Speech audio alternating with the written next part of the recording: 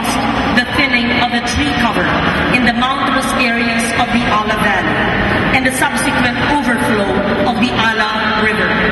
The disaster also flooded farmlands and harmed livelihoods. I think the lack of a comprehensive national attention and action on that disaster is one of the reasons this conference is so important. Our experts and our local leaders are on the front lines in all our efforts to safeguard our watersheds. With you, we can give people who are suffering the impact of climate change but have largely unnoticed the chance to make their voices heard all the way to the national government and even to international forum.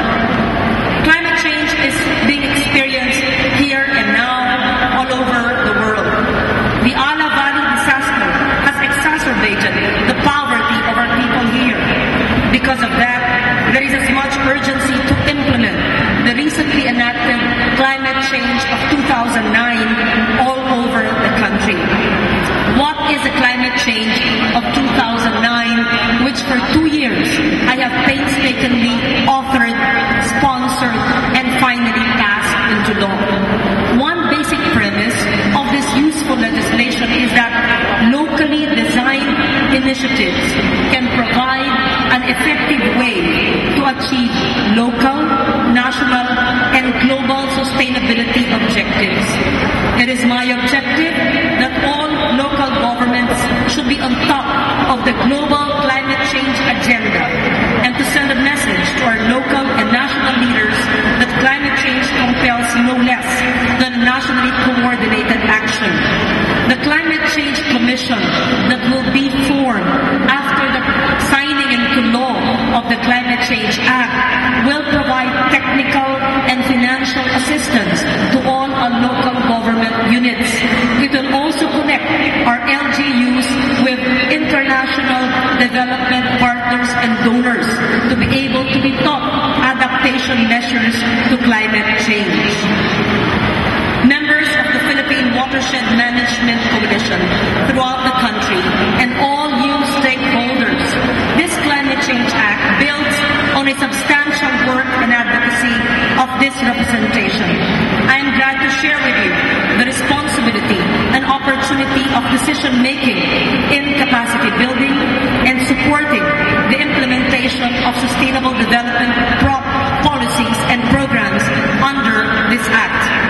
While we created laws and will create a commission and will fund the commission, it would have been all useless work if the LGUs do not help us in its implementation. It is therefore up to Mayor Dado Palasigue, to Governor Tengma Gutadatu, to our board members of Sultan Kudarat and South Cotabato, to Governor Daisy Fuentes and all the LGUs all over the country to perform the role in trying to adapt to climate change impact. With this Act, we have moved to adaptation plans. Just for the sake of our students, allow me to just simplify and belabor the point.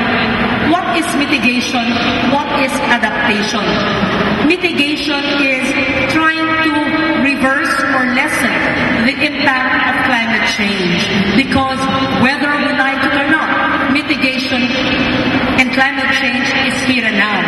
But do you know that the contribution of the Philippines in greenhouse gas emissions is only 0.2%, meaning that even assuming the Philippines stops moving, stops using gasoline and fossil fuel, and shuts out all its industries, we will not make a dent in the world scenario.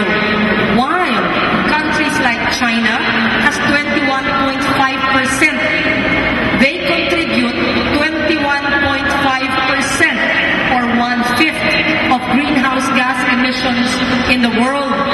And the United States of America is a second runner-up at 20.2%. Between China and the United States of America, at least half of the greenhouse gas emissions, yung mga nakakalason sa ating atmosphere na nagpapa-init ng panahon, na siya siyang nagdudulot ng pagtutunaw ng yelo na siyang dahilan o sanhi ng pagtataas ng level ng ating ilog at karagatan ay dulot ng malalaking bansa na industrialized. What am I saying? While it is important that we do mitigation, it will not improve the world scenario. But mitigation is important because mitigation can lead to more efficient energy use. In short, if we change our light bulbs into more eco-friendly light bulbs, that is mitigation. It is good for efficient and cheaper and inexpensive energy use, but it will not create a dent in the greenhouse gas emissions of the world. So what will happen in Copenhagen this December is the United States, China, and even India, the highly populated, industrialized nations, must make a commitment for deeper cuts in their emission of greenhouse gases. What vulnerable countries like the Philippines must do is to focus on adaptation. But how can we do it when we have very limited funds? In the 1.5 trillion budget, 47% goes to debt service. And so, where will we find the funds to give to Mayor Abalos of Lambayong so that the barangays which are still flooded after 1 year and a half can actually be productive again? How much will we give to South Cotabato and Sultan Kudarat for their adaptation plans? Honestly, our resources are very meager and small. So, my take on Copenhagen, and I will lead the Philippine delegation in Copenhagen, is for the highly industrialized nations to set up a climate adaptation fund mechanism. Since they cause the pollution, the polluter must pay principle must be followed. Meaning, they must set aside a fund where developing vulnerable nations can access funds to use it for adaptation. And adaptation means, pag nagbaha na, huwag nang pipilitin. Kung merong pamaraan na i-pump out yung tubig, maganda.